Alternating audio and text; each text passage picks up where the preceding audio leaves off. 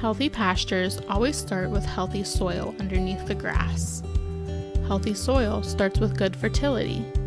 You need the right blend of nutrients to make nice green grass. But how do you know what you need? You can take a soil test. A soil test will tell you what nutrients your soil has and what it lacks. These inexpensive tests can be purchased at your local county Penn State Extension office, or you may be able to find one at your local home and garden center. Because of the differences in soil types on a farm, the actual collection of soil samples for your farm needs to be considered. A link to a soil sampling instruction sheet can be found at our website, westmorelandconservation.org, in the Agricultural Program section, Soil Sampling Instructions.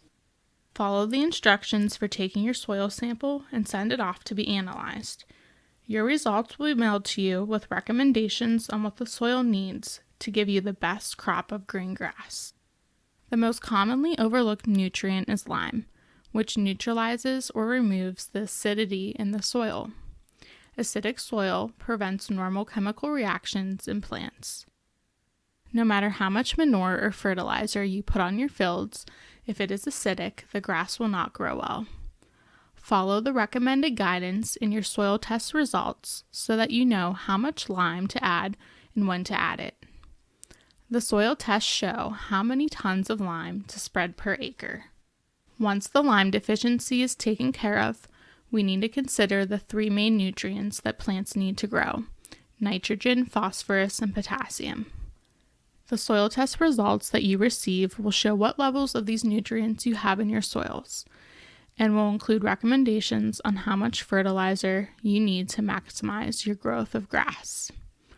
It is important to follow these recommendations so that you don't add an excess of fertilizer.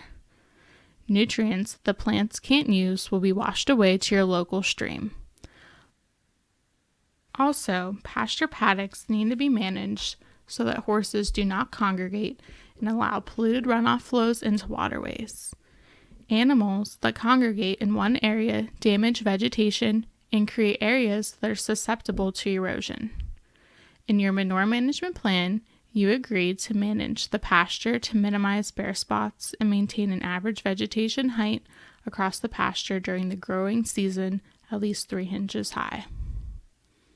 When thinking about horse pastures, remember that because of the innate behavior of horses, pastures need to be as long as you can make them, so the horses can run.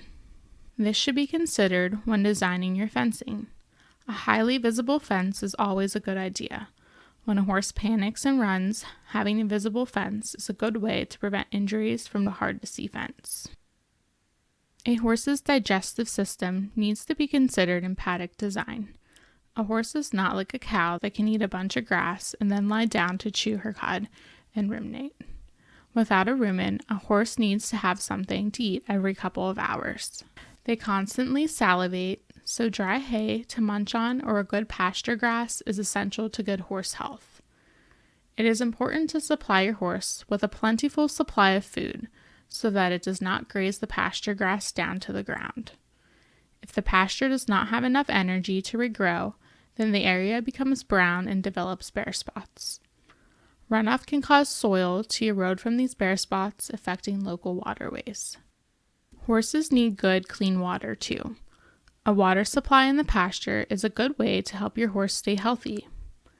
Your local conservation district or your Natural Resources Conservation Service field office can give you technical advice about watering systems. The Natural Resources Conservation Service also has a grazing specialist who will create a grazing plan for you that includes a proposed fence layout with suitable watering suggestions. Investing in a healthy pasture for your horse will take some time and money. However, you may be able to take part in a cost share program or receive tax credits for installing these practices correctly.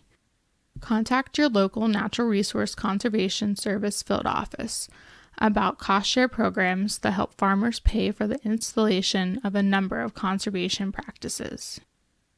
Pennsylvania's Resource Enhancement and Protection Program, called REAP, grants tax credits to your Pennsylvania state taxes.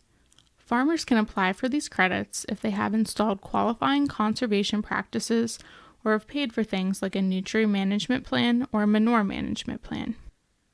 Details about the program can be found at the Westmoreland Conservation District's website, westmorelandconservation.org. This video was produced by the Westmoreland Conservation District. Financial and other support for this project is provided by the Pennsylvania Association of Conservation Districts, Incorporated, through a grant from the Pennsylvania Department of Environmental Protection under Section 319 of the Clean Water Act, administered by the U.S. Environmental Protection Agency.